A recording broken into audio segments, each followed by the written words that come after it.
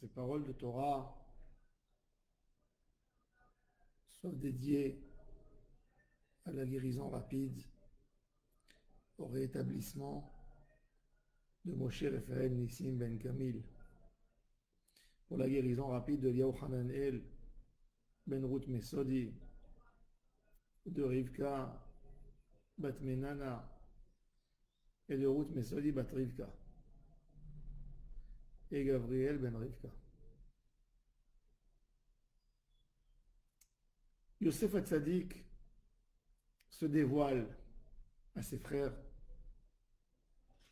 et il prend son frère Benjamin, son frère de père et de mère, il enlace, il tombe sur son épaule et il pleure. Et Benjamin, qui n'a pas vu son frère 22 ans, lui aussi pleure sur le cou de Yosef Hatzadik. Quand on voit dans le texte Vayipol al Tsavare Binyamin arrive, Vayevk, ou Binyamin Bacha al Tsavarav, c'est écrit au pluriel. Au lieu d'écrire Tsavaro ou Tsavar Binyamin, c'est écrit Tsavarav et Tsavaré. Et Rashi a expliqué que Yosef a pleuré sur le tabernacle qui a été sur le Beth Amikdash qui a été construit dans la partie de Benjamin et qui a été détruit 2 fois. Et Benjamin a pleuré sur le tabernacle qui était dans la partie de Yosef qui a été détruit aussi 2 fois.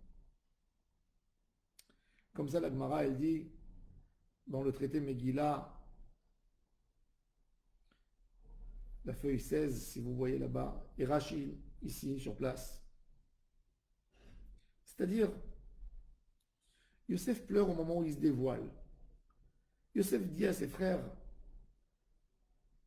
on s'est réconciliés. Mais c'est sûr, certes, qu'il va y avoir des dégâts de cette haine gratuite qu'on a eue aujourd'hui. Ça va influencer toutes les générations. Un homme n'a pas à se contenter du fait qu'il a demandé pardon et qu'il a été pardonné de dire tout est fini. Non, il faut faire un travail, d'abord pour continuer. Un homme qui a fait un grand problème à son conjoint, un problème de shalom bayit. Après il vient, il se rabaisse, il demande pardon, et il a été pardonné. Où tu avances après ce pardon? Est-ce que le pardon, c'est que pardonne-moi et qu'on arrête de se disputer et qu'on continue la vie? Parce qu'un homme comprend qu'il ne peut pas continuer comme il a continué. Ce qui amène souvent l'homme à demander pardon, c'est le sentiment que c'est pas agréable de vivre comme ça. C'est pas agréable de vivre dans une maison, dans un foyer, où l'homme et la femme, quand ils se voient, et chacun tourne la tête et avance sans regarder l'autre. Ça pèse lourd quand nous sommes à table et on ne se parle pas. Et il y a les enfants au milieu. Est-ce que c'est que ça, la raison qu'il faut demander pardon? Non! Il faut demander pardon parce que tu as compris. Tu as fait mal. Je raconte toujours une histoire. Il y avait un homme qui vexait sa femme. Il disait des paroles terribles. Un jour, il a dit à sa femme des mots tellement terribles qu'il a vu que la femme, elle s'est mise à courir dans la cave. Elle a ouvert sa boîte à outils. Elle a pris un grand marteau, un clou énorme. Il a eu peur qu'elle veut se faire du mal, que c'est une tentative de suicide ou quelque chose. Et puis, il voit que la femme, elle court dans un jardin. Il la suit avec ses yeux. Il voit qu'elle s'approche d'un arbre et qu'elle prend le clou et elle enfonce dans l'arbre. Et il se dit, c'est quoi cette folie? Il s'approche derrière elle et tout d'un coup, il se rend compte que l'arbre est plein de clous de partout. Il regarde sa femme, elle lève les yeux, elle le regarde. Elle lui dit, sache-le, que chaque fois que tu me dis des si méchants mots, tu me perces mon cœur. Et pour exprimer ma peine et ma douleur, je viens et j'enfonce un clou dans l'arbre. Il est resté scotché. Il n'a pas un mot à dire, il n'y a rien à dire quand tu vois ça. Et après un moment de réflexion, il a dit à sa femme, je ne pourrais jamais te demander pardon sur tous les méchants mots que j'ai dit. Ça serait trop léger de demander pardon. Mais je te demande une chose. J'ai compris. Je suis dans une prise de conscience. J'ai compris le mal que je t'ai fait. Donne-moi la chance de réparer ce que j'ai fait jusqu'à aujourd'hui. Donne-moi une chance. Et si je serais sincère dans ma démarche, je veux guérir le mal que je t'ai fait. Je veux guérir cette plaie, ces blessures. Je veux que tu enlèves ces clous. Et la femme l'a regardé et lui a dit, ok, je te donne cette chance. Franchement, depuis ce jour, le mari a vraiment changé. Il prenait des leçons, il travaillait sur lui-même, il a arrêté, il a supprimé complètement tous les méchants mots qu'il disait au quotidien, tout le mauvais comportement qu'il avait. Et chaque jour, il sort dans le jardin pour voir. Et il voit que sa femme, elle accepte, elle remarque son travail qu'il a fait. Et tous les jours, il y a des clous qui disparaissent. Elle enlève les clous, elle les enlève. Un jour, il est arrivé, il tourne autour de l'arbre et il voit qu'il n'y a plus de clous, il n'y a plus rien. Il était heureux.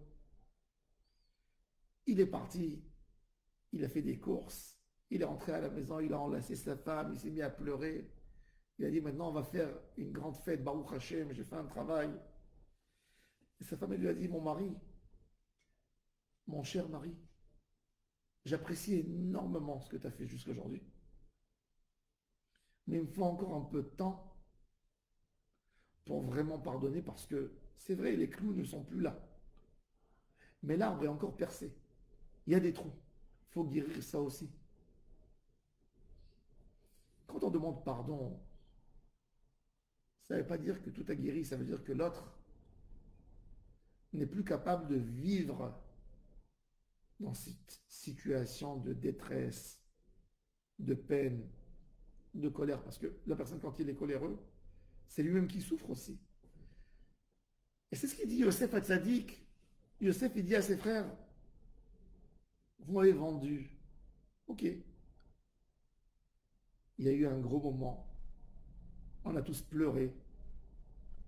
Mais on va payer le dégât de ce qui s'est fait durant des siècles, des années. La destruction du temple a été semée là, dans cette haine gratuite que vous avez eu une haine contre un enfant qui vous a raconté un rêve. Quand on a fait quelque chose de mauvais, on a semé le mal en nous, le mal dans nos enfants. Je ne veux pas dire que c'est impossible de faire teshuva, bien sûr qu'il faut faire teshuva. Et on peut faire et on y croit. Mais ne crois pas hein, que parce que tu as demandé pardon et l'autre t'a pardonné, qu'il n'y a plus rien. Non, il y a un travail. Il y a un travail à faire, un gros travail. Un très gros travail de réconcilier, de travailler, que j'arrive plus à cette situation, que le mal dégage de moi, que j'ai compris qu'il fallait pas tout simplement demander pardon. Demander pardon, c'est laisse-moi vivre avec toi. Ne m'en veux plus. Ne me fais plus de remarques. C'est pas ça le pardon. Il y a demander pardon et il y a faire teshuva. On demande à Kadosh Baruch Hu, pardonne-nous. Mais on ne se contente pas de slach lanu avinu kichatanu. On demande à Shivenu, ramène-nous. On veut bien vivre avec toi, Hachem. Est-ce qu'un juif peut se contenter de Kippour ou à Kadosh Baruch Hu pardonne le grand pardon? Est-ce que le grand pardon, ça nous laisse serein? Non! Celle-là, c'est la faute qui s'installe dans l'esprit des gens, qu'ils pensent qu'un pardon, ça suffit pour nettoyer. Non, ça ne suffit pas pour nettoyer. Pardon, ça ne suffit pas. Pardon, c'est le début. C'est pour permettre une réconciliation, c'est pour permettre un travail. Le pardon accordé, c'est pour ne pas être gêné à la base. Mais il y a tout un travail qui doit se faire.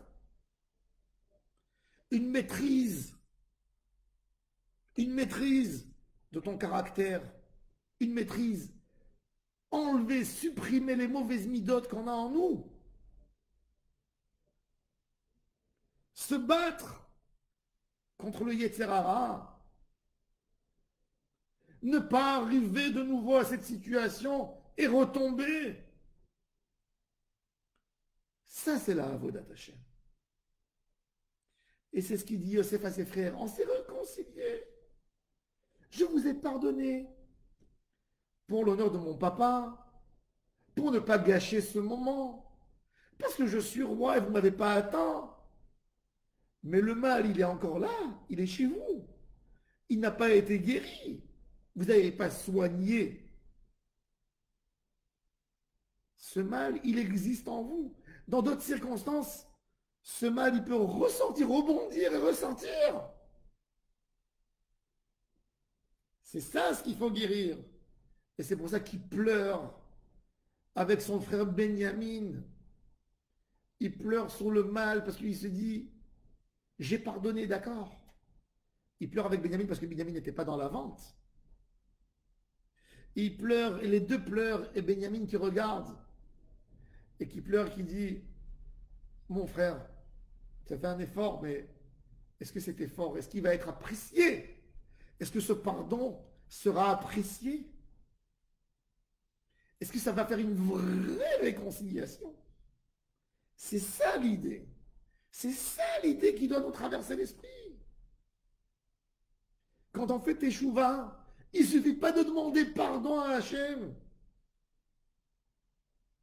Un homme qui a des problèmes dans son couple, un homme qui a dit un mot qui n'est pas en place, il ne suffit pas de prendre ta femme au restaurant ou de lui amener un bouquet de fleurs ou de lui acheter un beau bijou.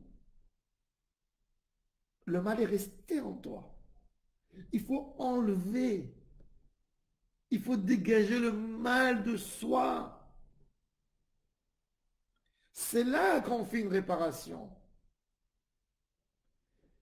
Le pardon, c'est le premier pas, et c'est uniquement le premier pas. Après, il y a un travail à faire. Mais c'est ce qu'on a besoin de comprendre, nous tous. On veut tous changer.